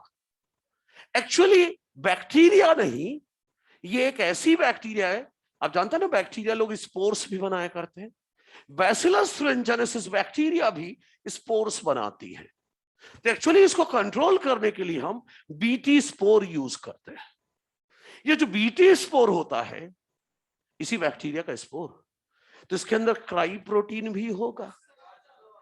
तो मार्केट में सैसे के फॉर्म में, पाउच के फॉर्म में बीटी स्पोर मिलते हैं। बीटी स्पोर पाउच के फॉर्म में मिलते हैं, ले आओ, पानी के साथ सॉल्यूशन बना लो और प्लांट में स्प्रे कर दो। लो स्प्रे कर दिया, प्लांट में स्प्रे कर दिया। तो प्लांट में जब स्प्रे कर दिया तो प्लांट के सरफेस पर बीटी स्पोर्स भी आ गए। अब बीटी स्पोर के साथ साथ इनके अंदर क्राई प्रोटीन भी है। जब बटरफ्लाई कैटरपिलर लार्वा इसको खाएगा प्लांट पार्ट को, तो साथ में बीटी स्पोर भी इसके गट में जाएगा। गट में बीटी स्पोर भी तो चला गया, अब बीटी स्पोर के साथ क्राई प्रोटीन पहुंच गया, गट में अल्कलाइन पीएच पर एक्टिव हो जाएगा और इसको मार देगा। मतलब आपको याद क्या रखना है कि बीटी स्पोर की मदद से बटरफ्लाई कैटरपिलर लार्वा को कंट्रोल किया जाता है, जो कि अटैक करता है किसको? ब्रासिका और फ्रूट ट्रीज को। और एक फायदा और है, ये सिर्फ किसको मारेगा? बटरफ्लाई कैटरपिलर को, नॉन टारगेट इंसेक्ट को कोई नुकसान नहीं पहुंचाएगा। याद करो, क्राई फर्स्ट एसी जीन और क्राई सेकंड एबी जीन से बनने वाला क्राई प्रोटीन केवल कॉटन बॉलवॉर्म को मारेगा, किसी और को कोई नुकसान नहीं पहुंचाएगा। तो टारगेट इंसेक्ट को कंट्रोल करेगा ये, बाकी को कोई नुकसान नहीं पहुंचाएगा। राइट? अनदर थिंग, जब से जेनेटिक इंजीनियरिंग आई है तो अब हम एक स्टेप आगे बढ़ गए हैं। हम तो इस बैक्टीरिया की बीटी जीन निकाल के प्लांट को दे देते हैं, है कि नहीं? इस बैक्टीरिया की बीटी जीन निकाल के प्लांट को दे देते हैं, तो प्लांट खुद ही क्राई प्रोटीन बनाता है, बीटी स्पोर डालने की भी जरूरत नहीं पड़ती। समझ रहे हैं? जैसे बीटी कॉटन बनाया था। अच्छा, आपको सिर्फ इतना याद रखना है, बीटी स्पोर की मदद से, मतलब बायो कंट्रोल एजेंट का एग्जाम्पल, बीटी स्पोर की मदद से बटरफ्लाई कैटरपिलर लार्वा को कंट्रोल करते हैं, जो किसको अटैक करता है? ब्रासिका और फ्रूट ट्रीज। इसी तरह दूसरा एग्जाम्पल, अगर आपकी फसल को नुकसान पहुंचा रहे हैं एफिड्स, तो एक बीटल होता है जिसमें रेड और ब्लैक कलर की मार्किंग होती है। बीटल होता है जिसमें रेड और ब्लैक कलर की मार्किंग होती है, उस बीटल का नाम है लेडी बर्ड बीटल। तो अगर एफिड्स आपकी फसल को नुकसान पहुंचा रहे हैं तो you can use lady bird beetle, ठीक, एफिड्स को कंट्रोल करने के लिए। मान लो आपकी फसल को नुकसान पहुंचा रहे मॉस्किटो, तो आप यूज कर सकते हैं ड्रैगन फ्लाइज, ये मॉस्किटो को कंट्रोल कर देंगे। इसी तरह एक एग्जांपल है ट्राइकोडर्मा, फंगस है ये। एनसीईआरटी लिखती है इसके बारे में कि ये फ्री लिविंग फंजाई है। पता है कॉमनली कहां पाया जाता है? रूट इकोसिस्टम, मतलब रूट के आसपास पाया जाता है, रूट के आसपास पाया जाता है। और it is used to control several plant pathogen, कई प्लांट पैथोजेंस को कंट्रोल करने के लिए इसका यूज किया जाता है। ठीक, 4 एग्जाम्पल हो गए। 5वां एग्जाम्पल, बायो कंट्रोल एजेंट का 5वां एग्जाम्पल है बैकुलोवायरस। ये बैकुलोवायरस जो होते हैं ये अटैक करते हैं किसको किसको? इंसेक्ट को एंड अदर आर्थ्रोपॉड्स को। इंसेक्ट को और अदर आर्थ्रोपॉड्स को अटैक करते हैं लोग। ध्यान इधर। और पता है इनका जीनस है न्यूक्लियो पॉलीहेड्रोवायरस, इनका जीनस है न्यूक्लियो पॉलीहेड्रोवायरस। और सुने खास बात क्या है इसकी? बैकुलोवायरस की खास बात यह है कि ये स्पीसीज स्पेसिफिक है, मतलब पर्टिकुलर स्पीसीज के इंसेक्ट को ही मारता है, पर्टिकुलर स्पीसीज के इंसेक्ट को ही मारता है। और क्या खास है इसमें? Narrow spectrum. नैरो स्पेक्ट्रम मतलब अरे लेस टाइप ऑफ इंसेक्ट मारता है, लेस टाइप ऑफ इंसेक्ट मारता है और पर्टिकुलर स्पीसीज के इंसेक्ट को मारता है। राइट? तो इनका यूज मैं ज्यादा पसंद करूंगा। क्यों? क्योंकि ये जो नुकसान पहुंचा रहा है उसी को अटैक करेंगे, नॉन टारगेट को कोई नुकसान नहीं पहुंचाएंगे। मतलब ना तो ये प्लांट को कोई नुकसान पहुंचाएंगे, ना मैमल्स को, ना बर्ड्स को, ना फिश को, वो सब छोड़ो, नॉन टारगेट इंसेक्ट, जो इनका इंसेक्ट टारगेट नहीं है, उन्हें भी कोई नुकसान नहीं पहुंचाएंगे। तो ये ज्यादा अच्छे हैं, केवल उसी को अटैक करेंगे जो नुकसान पहुंचा रहा है। ये डिजायरेबल है यूज करना। कब?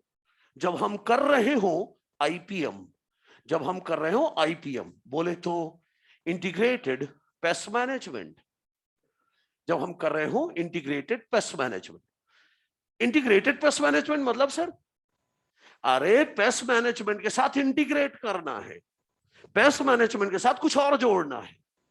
अरे मतलब दो चीजें एक साथ करना, एक तरफ पेस्ट कंट्रोल और दूसरी तरफ बेनिफिशियल इंसेक्ट को कंजर्व करना। ये तो हार्मफुल जो है उसी को नुकसान पहुंचाएगा ना, जो बेनिफिशियल है वो कंजर्व रहेगा। तो ठीक तो है इंटीग्रेटेड पेस्ट मैनेजमेंट, मतलब एक समय पर दो काम करना, एक तरफ तो हार्मफुल वाले इंसेक्ट को नुकसान कम करना या खत्म करना, और दूसरा जो बेनिफिशियल इंसेक्ट है उसे कंट्रोल करना, कंजर्व करना। तो pest control plus beneficial insect को कंजर्व करना, दोनों साथ करना, this is integrated pest management. तो इनका यूज इस केस में अच्छा है। प्लस एक जगह और अच्छा है, जब हम ट्रीट कर रहे हो इकोलॉजिकली सेंसिटिव एरिया, जब हम ट्रीट कर रहे हो इकोलॉजिकली सेंसिटिव एरिया, मतलब एनसीईआरटी की आखिरी लाइन में है, मॉड्यूल में भी है। इकोलॉजिकली सेंसिटिव एरिया का मतलब है एरिया पुअर इन डाइवर्सिटी, है कि ना? जहां पर कम टाइप के ऑर्गेनिज्म है, 10 ही तरह के ऑर्गेनिज्म है, तो वहां पर इसको यूज करना ज्यादा सही रहेगा। ये सिर्फ टारगेट को ही अटैक करेगा, किसी और ऑर्गेनिज्म को कोई नुकसान नहीं पहुंचाएगा, ताकि डाइवर्सिटी को ज्यादा नुकसान ना हो, है कि नहीं? तो जब area poor in diversity treat कर रहे हो आप, जहां कम टाइप के ऑर्गेनिज्म है, वहां पर इसका यूज ज्यादा सही है, जो टारगेट बस को मारेगा और किसी को कुछ नहीं करेगा, राइट? या फिर आईपीएम कर रहे हो, मतलब दो काम एक साथ, एक तरफ पेस्ट कंट्रोल और दूसरी तरफ कंजर्वेशन ऑफ बेनिफिशियल इंसेक्ट, दोनों चीजें एक साथ कर रहे हो, तब भी ये सही है यूज इसका। हाँ बताया तो, लिखा हो हैंडआउट में, देखना ना, है ना? ऐसे लिख लेना, pest control plus conservation of beneficial insect, pest control plus conservation of beneficial insect, दोनों साथ में करना। हाँ हाँ, नहीं ये कॉस्टली नहीं है, तो ऑर्गेनिक फार्मर यूज तो कर रहे हैं, ऑर्गेनिक फार्मिंग में यही सब तो यूज हो रहा है, ऑर्गेनिक फार्मिंग में यही सब चीजें यूज होती है। केमिकल पेस्टिसाइड की जगह बायो पेस्टिसाइड। इसी तरह ऑर्गेनिक फार्मिंग में एक और चीज यूज होती है, क्या? Bio fertiliser.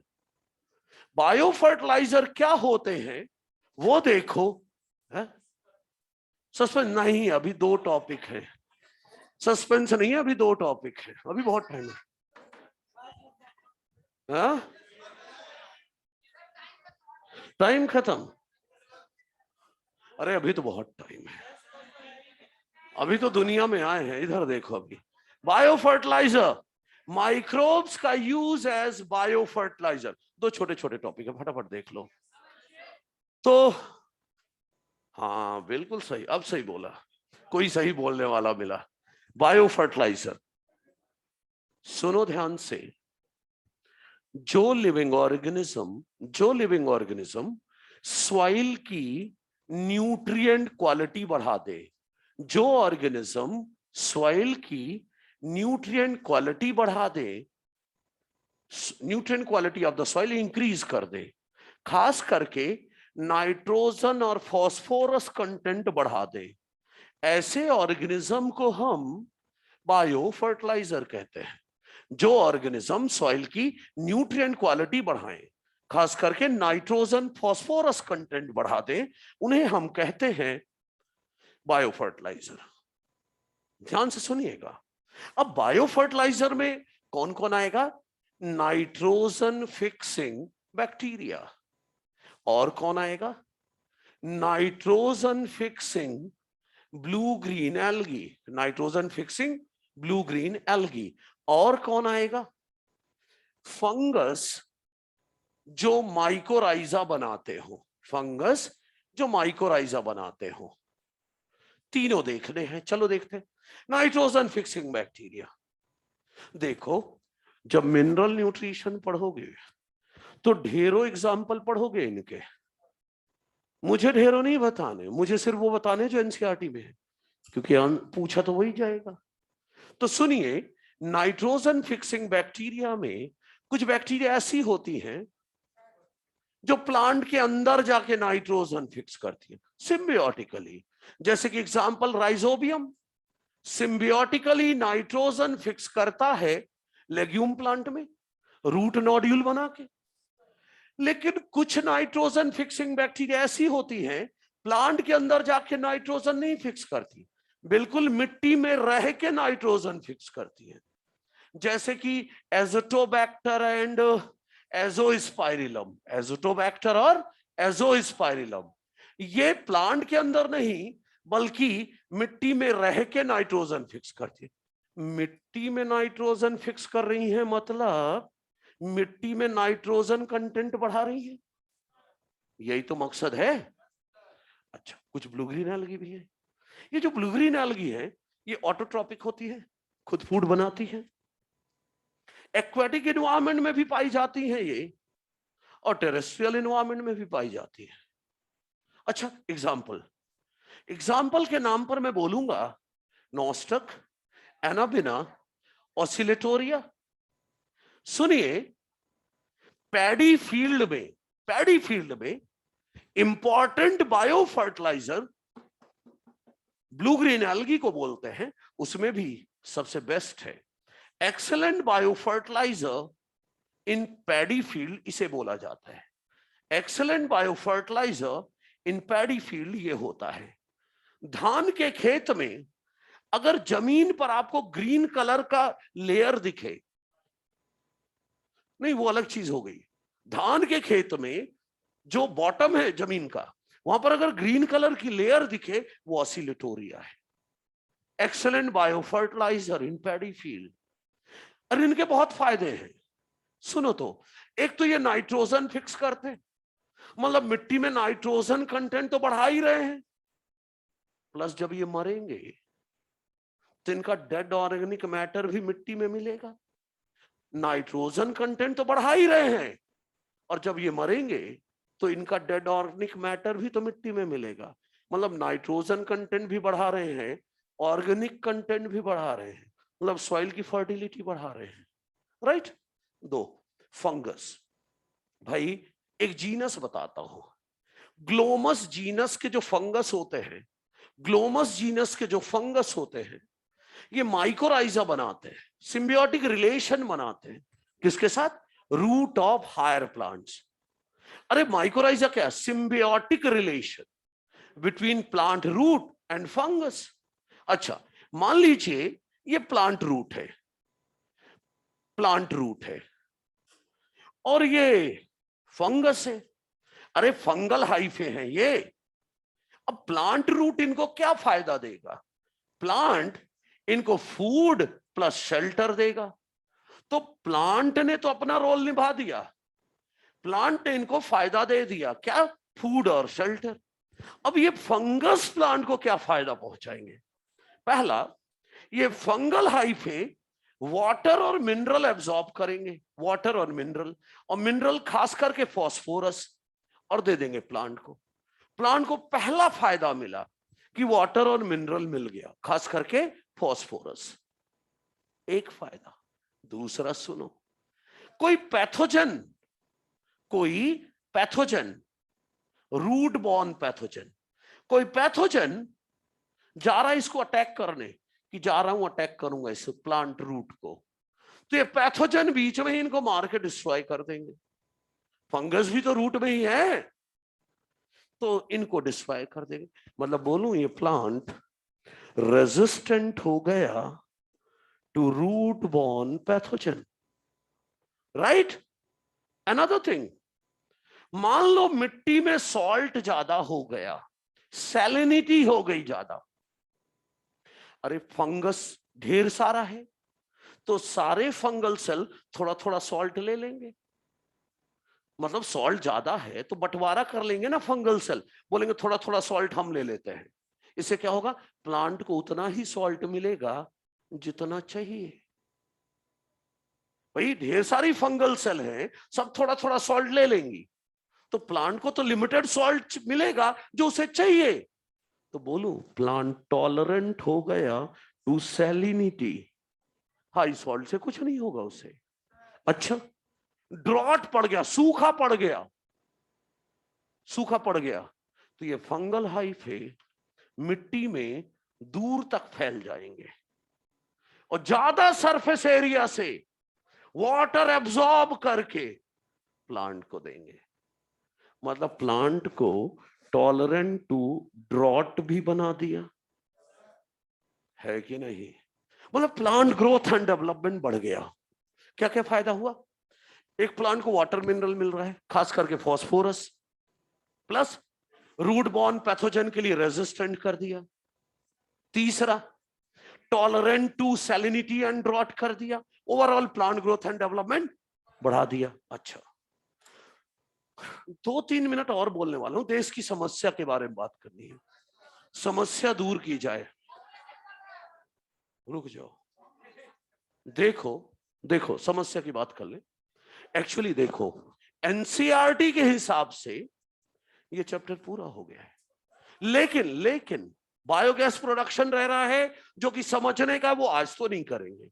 लेकिन एक छोटा सा टॉपिक है, और चुप हो जा, एक छोटा सा टॉपिक है सिंगल सेल प्रोटीन।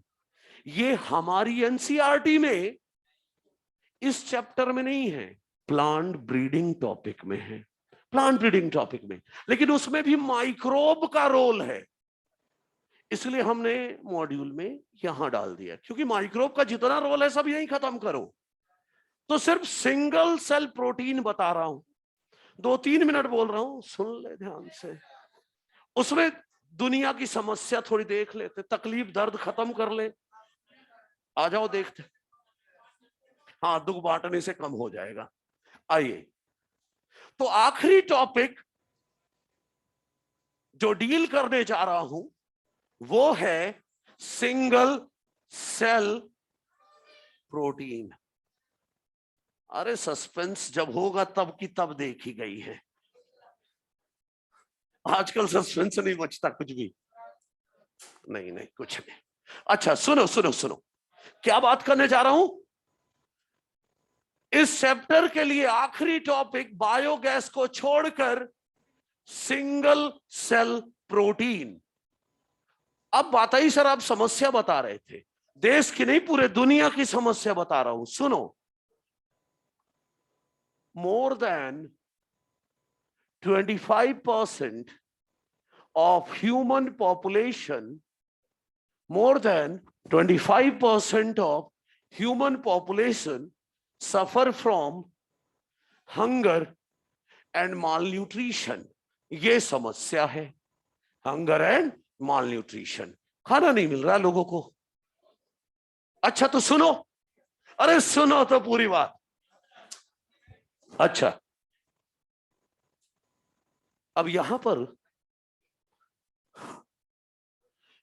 जो कन्वेंशनल खेती करते हैं अपन, मतलब ट्रेडिशनल जो एग्रीकल्चर करते हैं, बिल्कुल छोटी छोटी बातें ध्यान से सुनना, मैं क्या खाने को बोल रहा हूं आपको, क्या सिंगल सेल प्रोटीन है। ट्रेडिशनल जो एग्रीकल्चर है उसमें अपन क्या उगाते हैं?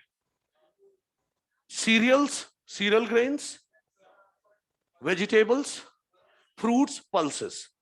सीरियल ग्रेन्स उगाते हैं, पल्सेस उगाते हैं, वेजिटेबल्स और फ्रूट्स उगाते हैं। लेकिन आप ये जो खेती करके उगा रहे हो ना, चाहे आप कितना भी उगा लो, पॉपुलेशन इतनी तेजी से बढ़ रही है कि फूड सप्लाई कभी पूरी नहीं होगी। ठीक, तो सर फिर नॉनवेज खाने लगे लोग तो प्रॉब्लम और बढ़ जाएगी। क्योंकि जब कोई एनिमल 3 to 10 kg ग्रेन खाता है तो 1 kg मीट का प्रोडक्शन होता है, तो ये तो और बड़ी समस्या क्रिएट कर देगा। तो सर फिर खाएं क्या? यही तो से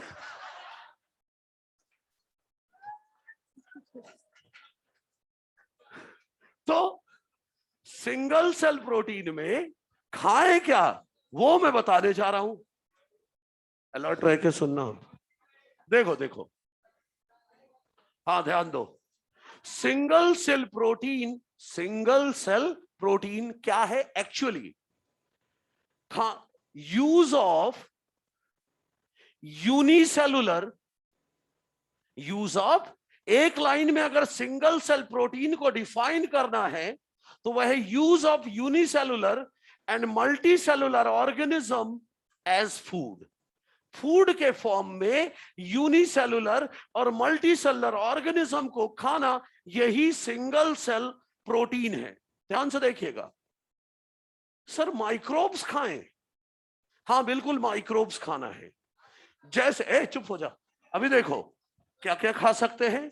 बैक्टीरिया, बैक्टीरिया खाओ, एल्गी, फंगस, ईस्ट, ये सब खाना, ये सब खाना नहीं, वायरस पे नहीं जाएंगे, इतनी ही दूर रहेंगे। तो ये सब खाना कहलाता है सिंगल सेल प्रोटीन। एक चीज ध्यान से सुनिएगा, ये आपको प्रोटीन सबसे ज्यादा देंगे। वैसे प्रोटीन के साथ ये सब कुछ देंगे, carbohydrate, fat, protein, vitamin, mineral, सब कुछ देंगे। लेकिन कंपैरिजन करूं तो प्रोटीन सबसे ज्यादा होगा और प्रोटीन के कंपैरिजन में फैट थोड़ा कम होगा। अच्छा, तो ये सब कुछ देंगे। अब क्या क्या खा सकते हैं? एग्जाम्पल में पहला ले रहा हूं मैं स्पाइरुलिना। ये एक ब्लू ग्रीन एल्गी है, इसे हम ग्रो कर सकते हैं कहां कहां? Waste water from potato processing plant. जो चिप्स की इंडस्ट्री है, तो वहां पर आलू को धोते होंगे, तो जो गंदा पानी निकलेगा, आलू का स्टार्च भी साथ में होगा। तो प्रोसेसिंग, पोटैटो प्रोसेसिंग प्लांट से जो गंदा पानी मिल रहा है जिसमें स्टार्च है, उसमें ग्रो कर जाएगा। स्ट्रॉ, घास फूस में भी उग जाएगा, मोलासेस में भी उग जाएगा। नहीं है कोई बात नहीं, मैन्योर में उग जाएगा। मैन्योर भी नहीं है, नाले में उग जाएगा, सीवेज में। इसी बहाने पोल्यूशन भी कम हो जाएगा। अब इस माइक्रोब को खाओ फूड के फॉर्म में। हाँ नाले में उगा लो, क्या दिक्कत है? अभी सुन तो सही, तू बीच बीच में बोले जा रहा है। इनको खाओ फूड के फॉर्म में। ध्यान से सुनिएगा, और क्या खा सकते हैं? इसके साथ साथ एक बैक्टीरिया है, एक बैक्टीरिया है जिसका नाम है मिथाइलोफाइलस मिथाइलोट्रोपस। ये बैक्टीरिया है, इसे खा सकते हैं। अब बात आई, सर इसमें कुछ खास? ये बड़ी खास है, पता है।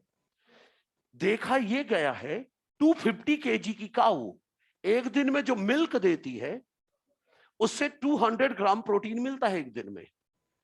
250 kg काऊ जो मिल्क देती है, उससे एक दिन में 200 ग्राम प्रोटीन मिलता है। लेकिन इस बैक्टीरिया का 250 ग्राम यूज करो, इतनी तेजी से डिवाइड करता है कि एक दिन में 25 टन प्रोटीन दे सकता है। सारा हंगर, मालन्यूट्रिशन सब खत्म हो जाएगा।